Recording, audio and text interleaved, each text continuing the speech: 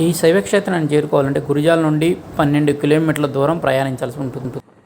5 కిలోమీటర్లు ప్రయాణించగానే మనకి ఒక ఆర్చ్ కనబడుతుంది. అదేనండి పులిపాడు గ్రామము. పులిపాడు గ్రామంలో ఇలా ఆర్చ్ కనబడగానే మనము పులిపాడు గ్రామంలోనికి వెళ్ళకుండా మనం లెఫ్ట్ టర్న్ అయితే కనుక ఇంకొక 7 కిలోమీటర్స్ దాకా వెళ్ళగానే మనకి దైద వెళ్ళటానికి ఊరికి వెళ్ళటానికి ప్లస్ దైద బిలానికి వెళ్ళటానికి ఒక బోర్డు కనబడుతుంటుంది విత్ సైన్స్తో కలిపి. ఆ తర్వాత మనకి ఒక ఆర్చ్ వస్తుందండి. అదేనండి మన దైద బిలం వెళ్ళడానికి మనం వెళ్ళవలసిన మార్గం. ఎంతో ప్రకృతి సిద్ధమైన పచ్చని పొలాల మధ్య ఈ మార్గం ఉంటుంది. ఎంతో ఆహ్లాదంగా ఆనందభరితంగా మనం వెళ్ళవచ్చండి. అలా ఈ పొలాల మధ్యన ఒక 7 కిలోమీటర్స్ వెళ్ళగానే మనకి ఒక ఆర్చ్ కనబడుతుందండి. అంటే కృష్ణా పుష్కరాలప్పుడు ఇవన్నీ మంచిగా చేశారండి. లైటింగ్స్ ఇవన్నీ అరేంజ్ చేసేసి అలా వెళ్ళగానే మనం ఒక ఆర్చ్ స్టార్ట్ కాగా నుంచి మనకు ఒక ఆల్మోస్ట్ ఒక 1/2 కిలోమీటర్ ఉంటుందండి. అక్కడ కొన్ని భవనాలు కనిపిస్తుంటాయండి. ఆ భవనాలు వచ్చేసి మనం కళ్యాణ మండపాలు, అన్నదాన సత్రాలండి. అవేంటంటే ప్రతి సోమవారం కానీ పెద్ద పెద్ద వాళ్ళు కొంచెం మ్యారేజెస్ ఇలాంటి ఈవెంట్ చేసుకోవడానికి ఇక్కడ అనుకూలంగా ఉంటుంటుందండి.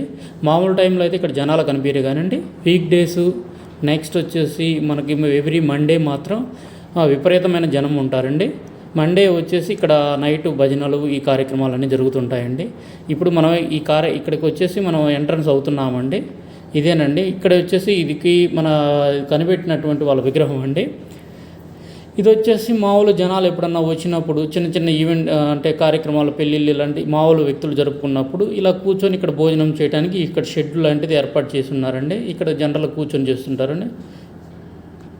ముందుగా అక్కడ బాహ్య పరిసర ప్రాంతాలను పరిశీలిద్దామండి. అక్కడ ఒక చిన్న రేకుల షెడ్డు, అలాగే ఈశ్వరుని విగ్రహం ఇవన్నీ మనకు కనిపిస్తూ ఉంటాయండి. అలాగే ఎంతో పచ్చని పొలాల మధ్య ఉన్నట్టుగా ఆహ్లాదభరితమైన నేను ముందుకు వెళ్ళగానే కృష్ణానదిలోకి వెళ్ళేసి మేము వచ్చామండి. ఇప్పుడు మనం స్వామివారు ఉన్నటువంటి గుహలోనికి వెళ్తున్నామండి. ఒకప్పుడు ఈ గుహలోకి వెళ్ళాలంటే చిన్న లాంతర్లు తీసుకొని అక్కడక్కడ కూర్చొని వెళ్ళటానికి వీలు లేకుండా ఒక్కొక్కరు మాత్రమే వెళ్ళడానికి వీలుగా ఉండేదండి. కానీ తర్వాత అది దేవస్థానం మనం గుర్తించిన తర్వాత దీనిని అన్ని సౌకర్యాలతో ఆ కొండను కొద్దిగా తొలిచి లైటింగ్ అన్నీ అరేంజ్ చేసేసి వెళ్ళడానికి వీలుగా రావడానికి వీలుగా అన్నీ అరేంజ్ చేశారండి. అలాగే దీనికి సంబంధించిన అసలుకి స్వామివారిని ఎలా కనిపెట్టారు ఏంటి అనేది చూస్తే మనకి ఈ స్వామివారిని మొదటగా పశువుల కాపర్లైనటువంటి పులిపాడు వాస్తవ్యులు, కొండూరు రామయ్య, పొట్ల హనుమయ్య తదితరులు ఇక్కడ పశువులు కాచుకుంటూ కన్నా ఈ గుహ దగ్గర ఏదో ఒకటి శివనామస్మరణ అనేది వినపడుతూ ఉన్నదండి. ఏమిటి ఇక్కడ ఎప్పుడు లేనిది శివనామస్మరణ వినపడుతూ ఉన్నదని చెప్పి ఆ కొండకాడికి వెళ్ళి చూడగానే శివనామస్మరణ వినపడుతూనే ఉన్నది. అప్పుడు వాళ్ళు శివనామస్మరణ వినపడగానే అక్కడ వెళ్ళడానికి ఎక్కడ మార్గం ఉందా అని చుట్టూ ఎతగ్గా ఒకసారి ఎక్కువ సౌండ్ వినపడుతుంటే అక్కడ వెళ్ళి ఆ బండరాయిని తీయంగా గుహలోకి వెళ్ళడానికి చిన్న మార్గం కనిపించిందండి. వాళ్ళు అక్కడికి వెళ్ళి చూడగానే మునీశ్వరులు శివుణ్ణి పూజిస్తూ కనబడుతూ ఉంటారు. కానీ అప్పుడులో ఉన్నటువంటి వాళ్ళిద్దరే ఉండటం వల్ల అంత ధైర్యం చేసి వాళ్ళ దగ్గరికి వెళ్ళలేకపోయారు. అప్పుడు వెళ్ళేసి మళ్ళీ ఆ పులిపాడు గ్రామస్తులందరినీ పిలుచుకొని కొంతమంది తాడు సహాయంతో అన్ని బండాళ్ళు ఇంకా వీలుగా చేసుకుంటూ వెళ్ళి చూడగానే అక్కడ మునీశ్వరులు ఎవరు కనుక కానీ పూజ చేసినటువంటి ఆనవాళ్ళు అయితే కనిపిస్తూ ఉంటాయి. సో ఇది కనిపెట్టబడి 121 సంవత్సరాలండి ఈ 2020కి. సో అప్పటి నుంచి ఇప్పటికీ పూజలు అందుకుంటూనే ఉన్నాడు. అలాగే మేము వెళ్ళేసరికి కొంతమంది ఆల్రెడీ దర్శించుకొని వచ్చారండి. మేము సెకండ్ అనమాట. ఎందుకంటే ఇక్కడికి వచ్చేసరికి మేము సండే వెళ్ళామండి. సండే జనరల్గా స్టార్టింగ్ 10 నుంచి వస్తుంటారండి. మండే మాత్రం ఫుల్ రష్ ఉంటుందండి. ఇప్పుడు మనం దేవుడి దగ్గరలోకి వెళ్ళామండి. సో అక్కడ ఇంకొంతమంది ఉండటం వల్ల దేవుడి దగ్గర కాడికి కొంచెం ముందుగా ఇంకో గుహలోకి వెళ్తే కొంచెం ముందుకు వెళ్ళగానే అమ్మవారు అసలు పార్వతీ అమ్మవారు ప్రతిమలు అవన్నీ ఉంటాయండి. అవి చూపిస్తాను ముందుగా ఈ లోపల. సో ఇలా ఇక్కడ కొద్దిగా దూరం వెళ్ళిన తర్వాత కింద కూర్చొని నడవాల్సి వస్తుందండి. నాకు కొద్దిగా ఇబ్బంది అనిపించింది. అయినా స్వామివారి ముందు ఇవేమి కావు. ఇలాంటి అద్భుతమైన స్వయంభూవులని మనం చూడాలంటే కూడా అదృష్టం ఉండాలండి. సో ఇక్కడ కొద్దిగా ముందుకు వెళ్ళగానే ఇక్కడ అమ్మవారి విగ్రహం, నంది కృష్ణుని విగ్రహం ఉంటుందండి. అటు నుంచి కొద్దిగా లెఫ్ట్కి వెళ్ళగానే మనకి పార్వతీ అమ్మవారిది విగ్రహం కనిపిస్తూ ఉంటుంది. అలాగే ఈ బిలంలో నుంచి గుత్తికొండ బిలానికి అలాగే శ్రీశైలానికి వెళ్ళడానికి కొన్ని సొరంగ మార్గాలు ఉన్నాయండి. కొంతమంది ఇంతకుముందు గుప్త నిధుల కోసం వెళ్ళేసి కనబడకుండా పోయినామని ఇక్కడ ఉన్నటువంటి గ్రామస్తులు చెప్తూ ఉంటారు. ఇదేనండి మన పార్వతీ అమ్మవారిది విగ్రహము. దీన్ని ధరించుకున్న తర్వాత ఇక్కడ అమ్మవారిని దర్శించుకున్నామండి. అమ్మవారిని దర్శించుకున్న తర్వాత ఈ లోపల అక్కడ ఎవరు లేకపోవటం వల్ల మళ్ళీ మన స్వయంభూ అయినటువంటి అమరలింగేశ్వర స్వామిని దర్శించుకోవడానికి మళ్ళీ మేము బ్యాక్ వచ్చాము. కొంచెం ఒక 100 మీటర్స్ ఉంటుందండి, అక్కడ నుంచి 100 మీటర్స్ బ్యాక్ వచ్చేసాము. మనకి ఏవైతే కనబడుతున్నాయి ఇవన్నీ ఏంటంటే సొరంగ మార్గాలను క్లోజ్ చేసినాయండి. ఇప్పుడు మన ఏవైతే శివుణ్ణి స్వయంభూ అయినట్టు అమరలింగేశ్వర స్వామిని దర్శించుకోబోతున్నామండి. ఒక గుహలాగా ఉంటుందండి. గుహలాగా ఉండేసి పంచముఖి ఆకారంలో ఉంటుందండి. సో మనం లోనాకి వెళ్ళి చూస్తే విగ్రహ రూపాన్ని అలాగే మేము చేసుకున్నటువంటి అభిషేకాన్ని మీ అందరికీ చూపించబోతున్నానండి. ఇదేనండి అమరలింగేశ్వర స్వామి యొక్క స్వయంభూ అయినటువంటి అమరలింగేశ్వర స్వామి కొలువై ఉన్నాడు. ఇక్కడ పంచముఖ ఆకారంలో ఉన్నాడు. సో మేము వెళ్ళగానే పూజారి గారికి నమస్కరించేసి అభిషేకము స్టార్ట్ చేసామండి.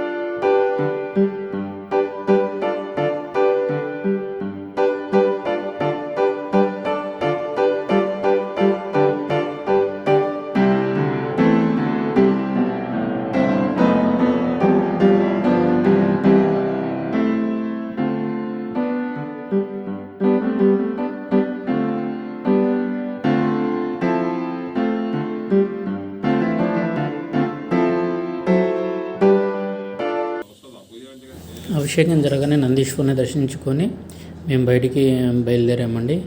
మా చిన్నవాడైతే ఎంతో హ్యాపీగా ఆనందంగా అసలు భయం లేకుండా ఆ గుహలో పరిగెడుతున్నాడు. వాడిని అనుసరించి మా పెద్దవాడు కూడా పరిగెడుతూ ఉన్నాడు. అలాగే అసలు భయమే లేదు. ఆ వంతును పరిగెడుతూ ఆహ్లాదంగా ఆడుకుంటూ వెళ్తూ మధ్య మధ్యలో ఆగుతూ చూసుకుంటూ ఈ గుహనంతా ఈ విధంగా స్వామివారిని దర్శించుకున్నామండి. స్వామివారిని దర్శించుకొని బయటికి వెళ్ళే మార్గం అండి ఇదంతా. ఇక్కడ ఉన్నటువంటి గుర్తులు ఏంటంటే అప్పుడు కరోనా టైంలో అంతా సోషల్ డిస్టెన్సింగ్ కోసం వేశారండి. మా చిన్నోడైతే పరిగెడుతూ ఉన్నాడు, అని పట్టుకోలేకపోతున్నాము. వాడు ఎంతో ఫాస్ట్గా ఎంతో చలాకీగా ఉంటాడండి. అలాగా కొంచెం ముందుకు వెళ్ళిన తర్వాత మనం బయటికి వెళ్ళే మార్గం కనిపిస్తుంది. ఒక కొద్దిగా దూరం నడిచిన తర్వాత మనం బయటికి వెళ్ళగానే కొన్ని ఉత్సవమూర్తులు కనిపిస్తారండి. అంటే బయట ఉన్నటువంటి విగ్రహాలు, చిన్న చిన్న టెంపుల్స్ అవన్నీ చూస్తానండి. ఇవేనండి బయటికి వెళ్ళగానే మనకు కనిపించేటువంటి ఇక్కడ నవగ్రహ మండపం కనిపిస్తుంది కదండి. ఈ నవగ్రహ మండపంలో అనేక మంది నవగ్రహ దోష నివారణ కొరకు ఇక్కడ పూజలు జరుపుకుంటారండి. అలాగే ఇక్కడ ఉన్నటువంటి ఈ ఆరి చెట్టు, ఈ వేప చెట్టు ఏదైతే ఉన్నదో ఇక్కడికి సంతానం లేనటువంటి వారు ఇక్కడ ఊయలు కట్టేసి 5 వారాలు తిరిగితే వాళ్ళకి సంతాన ప్రాప్తి కలుగుతుందని ఎంతో నమ్మకండి. అలాగే ఎంతోమందికి కూడా సంతానం కలిగి ఉన్నది. అలాగే ఇక్కడ వాటితో పాటు ఆంజనేయ స్వామి విగ్రహము, పార్వతీదేవి విగ్రహము, అలాగే కొంతమంది ప్రతిష్ఠించినటువంటి నాగేశ్వరుని విగ్రహము, అమరలింగేశ్వరుని విగ్రహాలు ఇవి చాలా కనిపిస్తాయండి. అలాగే ఇక్కడ అమ్మవారి విగ్రహము కనిపిస్తుందండి. ఈ అమ్మగారి విగ్రహంతో పాటు అమరలింగేశ్వరుని ప్రతిమ కనిపిస్తుంటుందండి లోన. ఇవన్నీ చూద్దామండి. ఇవన్నీ చూసిన తర్వాత మనకి ఇంకొంచెం ముందుకు వెళ్ళగానే ఒక చిన్న భవనం లాంటిది కనిపిస్తుంటుందండి. ఇక్కడ ఎవరండి రాహుకేతు పూజలు జరిపించే వాళ్ళు అందరూ ఇక్కడ ఇంకొంచెం దూరంగా ఈ రాహుకేతు పూజలన్నింటినీ నివారణ కొరకు ఇక్కడ జరిపించుకుంటూ ఉంటారండి. ఇక్కడ జరిపించుకొని వాళ్ళ యొక్క దోష నివారణ కొరకు అప్పుడప్పుడు పూజలు జరిపించుకుంటూ ఉంటారు. చాలామంది చాలా దోష నివారణ కోసం జరుపుకుంటుంటారండి. అలా అది అయిపోయిన తర్వాత ఇంకొంచెం ముందుకు వెళ్ళగానే నందీశ్వరుని విగ్రహం కనిపిస్తూ ఉంటుంది. ఆ నందీశ్వరుని విగ్రహం చూసిన తర్వాత మనకి అక్కడ అదే చెప్పాను కదండి, ఆరి చెట్టు, వేప చెట్టు అని. చూడండి ఎంతమందో ఎన్నో ఉయ్యళ్ళు ఇవన్నీ కట్టేసి ఉన్నారండి. అలాగే ఇక్కడ వచ్చేటువంటి ఆంజనేయ విగ్రహం కూడా చూస్తున్నారు కదండి. ఇలా వెళ్ళిన తర్వాత ఇక్కడ ఊయళ్ళు కట్టేసి ఇవన్నీ కట్టేసినట్టు ఇవన్నీ భక్తులు కట్టినటువంటి మొక్కులండి. అలాగే ఇక్కడ చిన్నపాటి నాగేంద్రుని విగ్రహము, ఆమలింగేశ్వర స్వామిని విగ్రహము, అలాగే శివుని విగ్రహము, ఇవన్నీ భక్తులు తమ యొక్క మొక్కుల ప్రకారము విగ్రహాలు ప్రతిష్టంభన చేశారండి. అలాగే ఇక్కడ ఉన్నటువంటి అమలింగేశ్వర స్వామిది కూడా చేశారండి. అలాగే ఇంకొంచెం ముందుకెళ్తే మనకి ఈశ్వరుని పెద్ద ప్రతిమ, అలాగే వినాయకుడిని కూడా చూద్దామండి.